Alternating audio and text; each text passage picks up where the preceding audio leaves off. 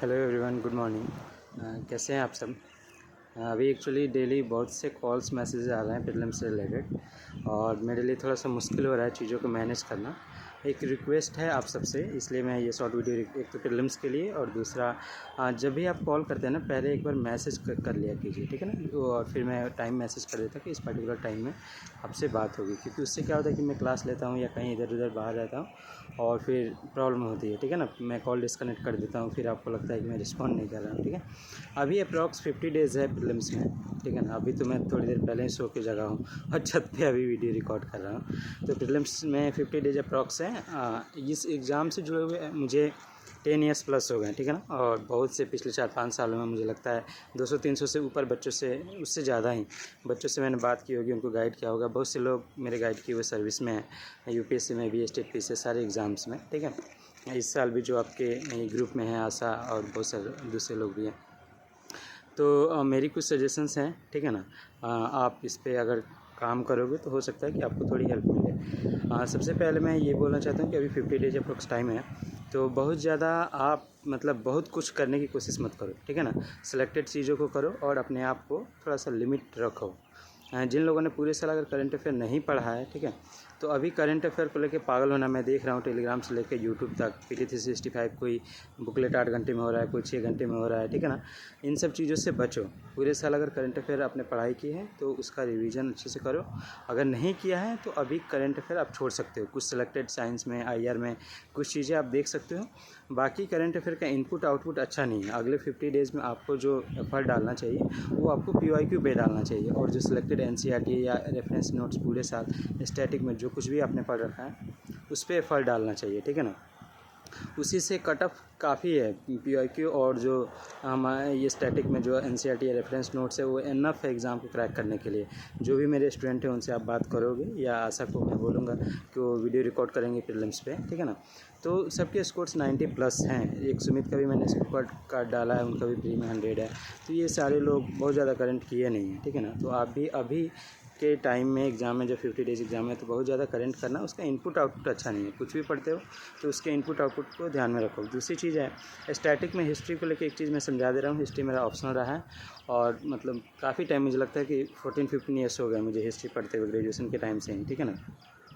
तो हिस्ट्री में अभी जो 2017 ऑनवर्ड्स जो क्वेश्चंस आ रहे हैं, ठीक है, उसमें आप 40-50 अगर % भी मतलब कर पा रहे हो तो बहुत है, ठीक है ना। और उससे ज़्यादा मतलब कि एफर्ट मत डालो कि हाँ क्वेश्चंस कम सही हो रहे हैं तो नंबर ऑफ़ सोर्सेज हम लोग ज़्यादा मतलब पढ़ने लगे। वो चीज़ आपको हेल्प नहीं करेगी, ठीक है ना। और दूसरे सब्जेक्ट में जैसे साइंस हो गया, इकोनॉमी हो गया, वहाँ पे आप 2011 से 21 के आप PYQs को अच्छे से करो, और बाकी 1995 ऑनवर्ड 2023 तक PYQs को अच्छे से करो। PYQ में मैं उसके प्रोसेस को बता देता हूँ। कोई भी सब्जेक्ट आपको रिवीजन करना है ना, तो आप क्या क्या करो कि उसके PYQs को लो। जैसे फॉर एग्जांपल पॉलिटी रिवीजन करना है आपको, तो आप 1995 से 2023 तक के PYQs को लो और आप उसको अटैम्प्ट करो सारे क्वेश्चंस को, ठीक है ना। और अटैम्प्ट करने के बाद जो क्वेश्चंस आपके गलत हो रहे हैं उसको सिंगल स्टार मार्क करो, ठीक है। और फर्स्ट राउंड में जब PYQ करो तो उसके एक्सप्लेनेशंस को नहीं पढ़ो। एक्सप्लेनेशंस को पढ़ोगे आधी अधूरी जानकारी आपके पास रहेगी, ठीक है। फर्स्ट राउंड PYQ अटैम्प्ट करो, सिंगल स्टार मार्क क्वेश्चंस को करो। और जो रेफरेंस अपने NCERT, पॉलिटी में अगर मैं बोलूँ तो 11th की NCERT दोनों इंपॉर्टेंट है, ठीक है ना, या लक्ष्मीकांत या जो कुछ भी पढ़ा है उसको 2 रीडिंग करो अच्छे से। फिर आप सेकेंड राउंड PYQ करो, और जो सिंगल स्टार आपने PYQ में कर रखा है ना उन क्वेश्चंस को अटैम्प्ट करो और देखो कि जो रेफरेंस नोट्स है या NCERT पढ़ने के बाद भी चीज़ें आपसे गलत हो रही हैं क्या।